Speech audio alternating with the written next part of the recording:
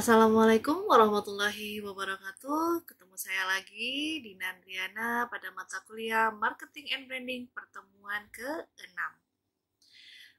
Baik, pertemuan 6 berisi tentang materi di sini lanjutan dari 4P, yaitu price. Pokok bahasannya diantaranya adalah definisi tentang harga, faktor yang mempengaruhi harga, pendekatan penetapan harga, strategi penetapan harga, serta strategi penyesuaian harga. Baik, kita lanjut ke pembahasan pertama. Pengertian harga. Menurut Kotter dan Armstrong, harga adalah sejumlah uang yang dikenakan untuk biaya produk atau layanan, atau penjumlahan dari nilai-nilai yang konsumen tukarkan untuk manfaat dan dari memiliki atau menggunakan produk atau layanan. Harga merupakan faktor penting yang mempengaruhi pemilihan pembeli. Harga merupakan satu-satunya bauran pemasaran yang menghasilkan pendapatan dan paling fleksibel atau dapat diubah dengan cepat. Faktor yang mempengaruhi penetapan harga berupa keputusan penetapan harga sebuah perusahaan dipengaruhi oleh faktor-faktor internal perusahaan dan faktor-faktor lingkungan eksternal perusahaan.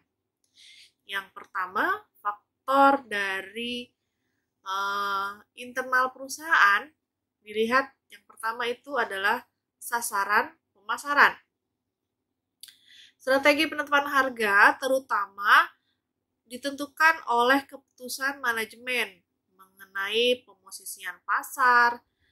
Kemudian perusahaan juga menentukan sasaran tambahan seperti bagaimana bisa bertahan hidup, bagaimana bisa memaksimalkan laba ketika melakukan pemasaran.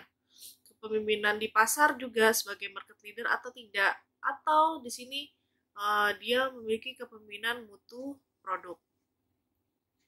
Faktor internal yang kedua, strategi bauran pemasaran. Keputusan harga harus dikoordinasikan dengan rancangan produk, distribusi, dan promosi yang membentuk program pemasaran secara konsisten dan efektif. Beberapa perusahaan menggunakan strategi pemosisian harga dengan penetapan harga sasaran.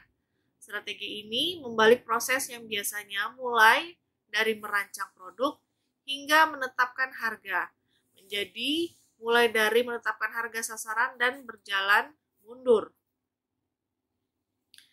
Jadi strategi bauran pemasaran ini juga mempengaruhi. Jadi apa yang kita gunakan ketika melakukan pemasaran, ya, mau seperti apa. Nah, ini sangat penting untuk di riset biar harga yang diberikan kepada konsumen akhir itu tidak memberatkan.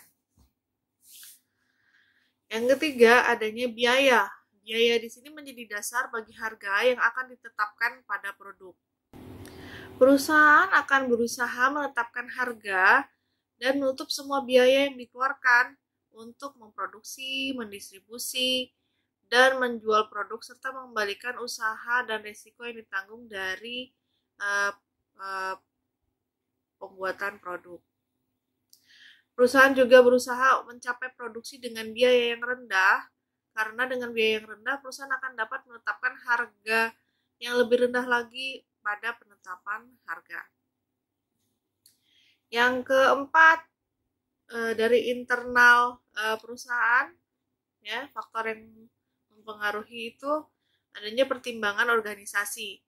Perusahaan kecil contohnya, keputusan tentang penetapan harga ditentukan oleh manajemen puncak, sedangkan pada perusahaan besar penetapan harga itu ditangani oleh level manajer divisi tentang produk. Ya. Lanjut pada faktor eksternal yang mempengaruhi penetapan harga pada suatu produk di perusahaan.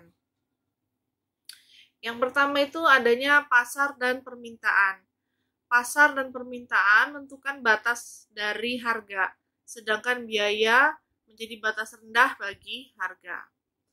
Pada pasar persaingan sempurna, pasar terdiri dari banyak pembeli dan penjual yang mendagangkan komoditi yang seragam. Jadi punya produk yang sejenis. Jadi antara kompetitor dengan perusahaan itu punya produk-produk yang sama fungsinya, sama manfaatnya.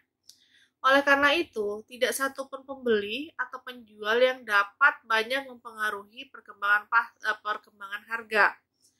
Ya, jadi karena pasarnya tadi sama, komoditinya yang dijual sama, jadi produk yang dijual sama, sulit untuk memberikan harga yang tinggi. Oke. Berdasarkan hal tadi, ada 3 jenis pasar. Yang pertama, pasar monopolistik. Pasar yang terdiri dari banyak pembeli dan penjual dengan kisaran harga tertentu. Kisaran ini terjadi karena penjual dapat membedakan tawaran mereka kepada pembeli. Jadi dia punya USP, gitu ya. Pada pasar oligopoli yang kedua, pasar terdiri dari beberapa penjual yang amat peka terhadap strategi penetapan harga dan pemasaran dari penjual lainnya. Terdapat beberapa penjual yang selalu mewaspadai pergerakan dan strategi dari pesaing. Jadi oligopoli ini ada beberapa penjual, nah kemudian dia akan selalu mengawasi pesaingnya, kompetitornya melakukan perubahan pada penetapan harga atau tidak. Ketika kompetitornya berubah, maka penjual lain juga ikut berubah biaya harganya yang akan diberikan pada suatu produk. Yang ketiga ada pasar monopoli murni. Nah, pasar terdiri dari satu saja penjual. Harga yang ditetapkan pada tingkat masih dijangkau oleh pasar, tetapi pada umumnya harga ini adalah pada posisi yang tertinggi. Kemudian faktor eksternal yang kedua adalah biaya, harga, dan tawaran dari pesaing. Untuk tetap diminati konsumen, perusahaan harus dapat menekan biaya produk dan meningkatkan mutu produk dan harga yang ditetapkan dengan membandingkan dengan harga pesaing. Ya, jadi biar perusahaan ini bisa punya kendali atas pasar. Yang ketiga, adanya kondisi perekonomian, pemerintah, dan pertimbangan sosial. Jadi kalau di dalam briefnya advertising, ya, brief klien, ekonomi, pemerintah dan pertimbangan sosial ini dikenal dengan analisa PEST, ya, politik, ekonomi, sosial, dan teknologi. Nah, kondisi ekonomi, peraturan pemerintah, kemudian kondisi sosial yang terjadi di masyarakat sangat mempengaruhi penetapan harga. Harga harus dapat disesuaikan terhadap kondisi perekonomian. Ya, jadi ketika harga bahan baku tinggi, ya berarti harus dikondisikan bagaimana biar tetap bisa harganya baik. Apakah harganya ikut naik atau porsinya dikurangi, seperti itu. Nah, atau misalnya dari pertimbangan sosial, di sini lagi masanya pandemi, lagi adanya corona, semua jadi susah. Nah, untuk biar tetap bisa dibeli oleh konsumen, nah biasanya perusahaan ini menurunkan harganya. Jadi dia berpengaruh terhadap keadaan sosial yang terjadi di masyarakat. Oke, itu tadi adalah faktor-faktor yang mempengaruhi penetapan harga. Kita lanjut pada pendekatan penetapan harga. Dasar dalam melakukan penetapan harga di suatu perusahaan yaitu menggunakan analisis biaya, permintaan pasar, biaya pesaing, harga pesaing, dan kemungkinan reaksi yang timbul dari penetapan harga oleh pesaing.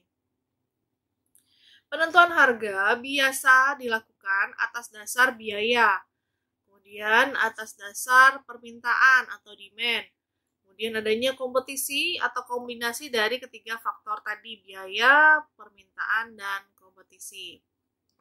Metode berorientasi biaya menggunakan biaya produksi dan pemasaran barang sebagai penentuan harga. Metode berorientasi permintaan atau demand, ya, mempertimbangkan perkiraan respon pasar sebagai acuan penentuan harga. Metode yang berorientasi kepada kompetisi menggunakan harga pesaing sebagai acuan untuk menetapkan harga. Jadi ada 3 metode yang dilakukan. Metode berorientasi pada biaya, ya, jadi dia menggunakan biaya produksi nih untuk menetapkan biaya dari produk. Kemudian ada yang berdasarkan berorientasi pada permintaan atau demand. Ya, jadi ada juga ketika melakukan riset, calon konsumen itu request gitu harganya jangan sampai lebih dari harga yang mereka mampu. Itu berarti metode penetapan harganya berorientasi pada permintaan. Lalu yang terakhir adanya metode berdasarkan kompetisi. Nah, berorientasinya pada kompetisi. Dia lihat harga pesaing, oh jualan cilok di sini harganya 10.000. Nah, saya mahalan dikit atau murahan dikit tergantung dari komposisi si produknya. Baik, di bawah ini, setelah ini akan ada penjelasan mengenai 7 metode pricing. Jadi 7 cara melakukan penetapan harga. Jadi yang pertama itu adalah markup pricing. Ya, merupakan metode dengan menambahkan markup standar pada biaya produksi.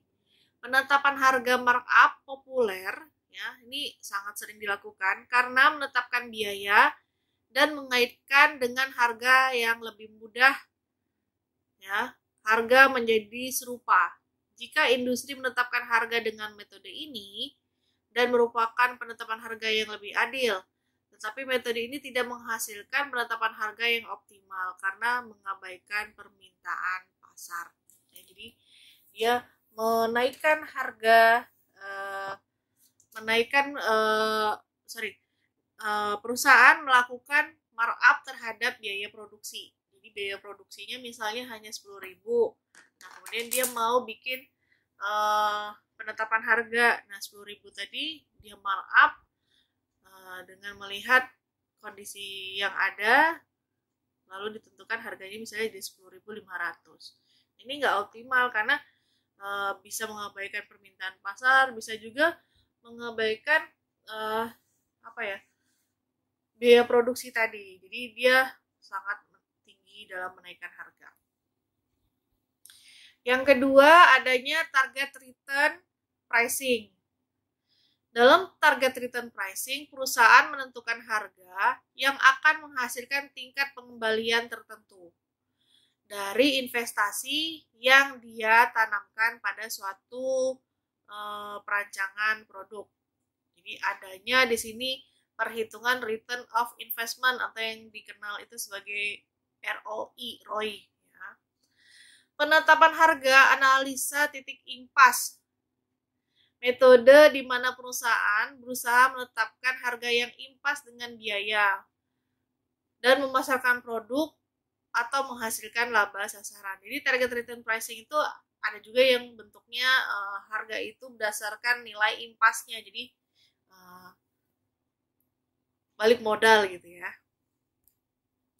Perusahaan harus membuat beberapa harga yang berbeda dan memperhatikan volume titik impas, ya, kemungkinan permintaan dan laba untuk masing-masing kondisi. Kondisi harga yang memberikan laba terbesar nanti akan dipilih. Jadi adanya pertimbangan berdasarkan balik modal nggak nih ketika memasarkan produk. Ada yang centang-centung. Oke, yang ketiga, bentuk metode penetapan harga yang ketiga itu adalah perceived value pricing. Penetapan harga berdasarkan nilai. Perceived value pricing dibangun atas dasar permintaan. Dalam menentukan harga, perusahaan melihat persepsi dari pembeli dan bukan dari biaya yang terjadi di dalam perusahaan. Oleh karena itu, perusahaan memakai elemen marketing mix seperti iklan untuk mengkomunikasikan dan membangun perceived value. Jadi membangun nilai-nilai yang ada pada suatu produk ke pikirannya pembeli. Pendekatan harga ini dibangun berdasarkan kehandalan sistem atau elemen distribusi yang ada, garansi, kualitas produk, reputasi penjual juga mempengaruhi dari penetapan harga perceived value pricing. Jadi di sini penetapan harganya berdasarkan permintaannya pembeli, dan perusahaan bisa membentuk persepsi nilai ya, agar pembeli itu merasa oh pantas nih harganya seperti ini dengan pembuatan iklan, dengan pembuatan promosi yang ada. Yang keempat ada value pricing. Perusahaan menetapkan value dari pricing, di mana perusahaan memenangkan consumer yang setia dengan memberikan harga yang murah disertai dengan penawaran kualitas tinggi. Hal ini banyak kita ketemu pada retail seperti Hypermart, Carrefour, Giant gitu ya. Jadi memberikan nilai harga value pricing, penetapannya value pricing berdasarkan berdasarkan keinginan dari konsumer. Jadi untuk memenangkan konsumen biar mau ke tempat mereka. Ya, jadi contohnya misalnya kayak di Giant ini ada misalnya everyday is low pricing, atau misalnya kayak di Carrefour juga pernah ada tuh, jika ada harga yang lebih murah kami bayar, misalnya kayak gitu ya. Nah, ini merupakan contoh dari value pricing. Jadi biar orang mau berkunjung, mau membeli kebutuhannya itu di suatu tempat. Makanya ini biasanya praktek-prakteknya ada di Hypermart. Hypermart itu bukan maksudnya brand Hypermart, tapi Hypermart itu retail besar. Kayak Carrefour, Giant kalau masih ada. Terus kayak misalnya saya lupa namanya. Pokoknya retail besar ya, seperti Carrefour, Transmart, nah seperti itu. Yang kelima ada going rate pricing. Going rate pricing ini penentuan harga oleh perusahaan dengan mengacu kepada harga pesaing. Perusahaan dapat memberikan harga yang lebih tinggi, sama, atau lebih rendah dari harga pesaing. Nah, untuk perusahaan yang punya level rendah atau punya skala kecil, biasanya akan mengikuti harga dari market leader-nya. Nah, going rate pricing cukup terkenal dan akan menjadi solusi penentuan harga yang baik jika biaya sulit untuk dihitung. Jadi dia melihat, oh kompetitor saya harganya segini, nah market leader-nya harganya segini, nah saya harganya di mana nih, mau lebih tinggi, mau lebih rendah, atau sama.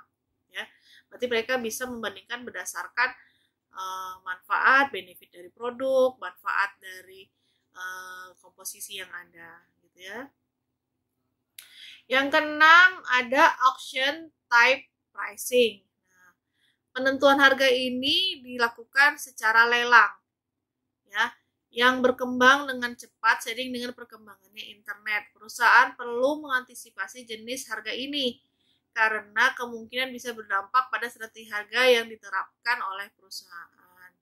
Tujuan dari auction atau lelang adalah untuk menjual kelebihan barang atau barang yang sisa atau barang bekas. Terdapat 3 tipe pada auction type pricing, yaitu yang pertama ada English auction atau ascending bids. Dalam penawaran naik, terdapat satu penjual dengan banyak pembeli.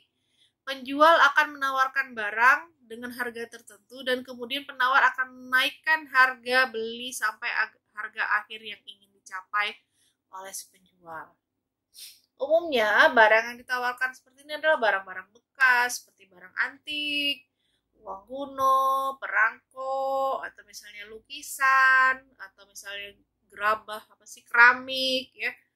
Saya taunya gerabah. Seperti itu. Ya, jadi barang-barang antik, lukisan, atau misalnya aksesoris, ya, aksesoris rumah, misalnya kayak gantungan gitu, seperti ada tameng atau senjata gitu, barang-barang yang antik gitu.